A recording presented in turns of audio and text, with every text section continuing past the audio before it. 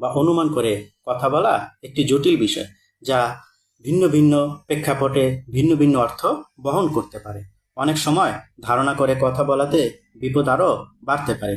চলুন এ সম্পর্কে একটি ভিডিও ক্লিপ দেখা যাক। তুমি আমার সাথে সংসার করবে না কেন? কেমনে জামাই তোর সঙ্গে সংসার করব? তুই এখনো আকরামরে ভুলতে পারস নাই। এটা মনে হয় জামাই বাবাজি বুঝে ফেলাইছে। আকরাম, এই আকরাম কে? আকরাম হচ্ছে আমার খালাতো ভাই। বিয়ের আগে ওর সাথে আমার প্রেম ছিল। বাবা জামাইয়ের পুরো কথা না শুনে ধারণা করে একটি কথা বলে ফেলল, আর তাতে মেয়ে বিপদে পড়ল। একটি গবেষণায় দেখা গেছে 3 সেকেন্ডের ভিতর অপর মানুষকে দেখে অন্য মানুষ ধারণা পোষণ করে। তাই আমরা যখন কারোর সাথে কথা বলবো তার পুরো কথা শুনবো, তিনি কি বলতে চায়।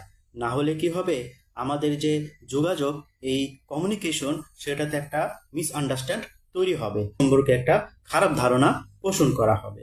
কেননা অনুমান করে যদি বা ধারণা করে কোনো কথা বলি, সেই কথাটা আমার সত্য নাও হতে পারে। তো ইসলামে অনুমান করে কথা বলতে নিষেধ করেছে।